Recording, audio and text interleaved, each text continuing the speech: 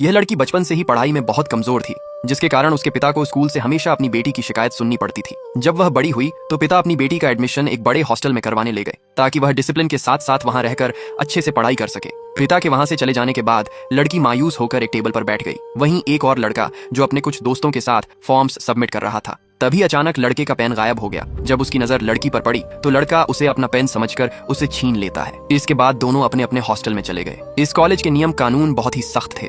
एक बार जब इस लड़के ने अपना आई कार्ड कहीं खो दिया तो वह प्रिंसिपल के हाथ लग जाता है। इसलिए प्रिंसिपल लड़के को काफी डांटते हुए समझाने लगे कि अगर यहाँ पढ़ना है तो डिसिप्लिन में रखकर पढ़ो, नहीं तो अपना नाम कटवा लो, क्योंकि यहाँ पढ़ने वाले हर बच्चों को यहाँ के नियमों का पालन करना पड़ता है। एक बार संडे के दिन कुछ बच्चे छत पर पतंग उड़ा रहे थे, जहाँ उनकी पतंग कटकर लड़कियों के हॉस्टल पर चली गई, जिसे उसी लड़की ने पकड़ लिया था और लड़कों के मांगने पर उसने कहा कि अब वह पतंग उसकी है। धीरे धीरे इस लड़के और लड़की के बीच नजदीकियां बढ़ती गई और दोनों एक दूसरे को पसंद करने लगे।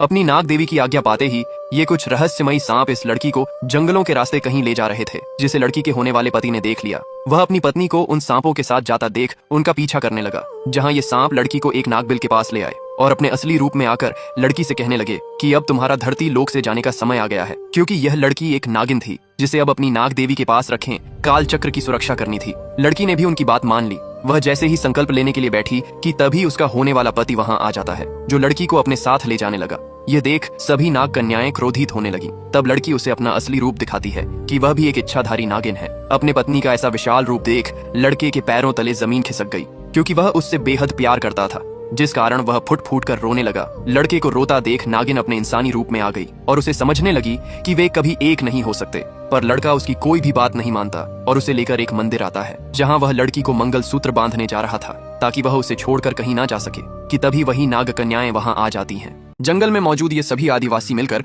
अपनी वनदेवी को एक मुर्गे की बलि देने जा रहे थे कि तभी वहां एक विशाल नागिन आ जाती है, जिसे देख सभी आदिवासी डर गए और नागिन ने भी देखते ही देखते उस मुर्गे को निगल लिया और वहां से जाने लगी। यह देख सभी आदिवासी उस नागिन का पीछा करने लगे, क्योंकि नागिन ने मुर्गे के साथ उनकी वनदेवी का एक दिव्य लॉकेट भी निगल लिया था, जो उनके पूर्वजों की धरोहर थी। नागिन जंगल से होते हुए वहीं तपस्या कर रही एक महिला के पास पहुंची, जिसने वर्षों पहले उसकी माँ को धोखे से मार डाला था, जिससे नागिन अपनी माँ का बदला लेना चाहती थी। इसलिए नागिन तपस्या कर रही महिला के पीछे जाकर छुप गई। जब आदिवासी वहां आए तो उन्होंने वहां एक तपस्या कर रही महिला को देखा। तभी एक आदिवासी ने कहा कि जरूर नागिन इस बाम्बी के अंदर छुपी होगी। वे जैसे ही उसे तोड़ने के लिए आगे बढ़े कि तभी एक परछाई ने उन्हें रोक दिया और कहा कि नागिन इसके अंदर नहीं है, मैं तुम्हें उस नागिन तक पहुंचा सकती हूँ। तुम लोग इस नींबू का पीछा करो जो तुम्हें उस नागिन तक पहुंचा देगा। यह सुन नागिन वहां से भागने लगी और आदिवासी भी उस नींबू का पीछा करते करते उसके महल तक आ पहुंचे, जहां नागिन जल्दी से अपने असली रूप में आकर वहां से चली गई।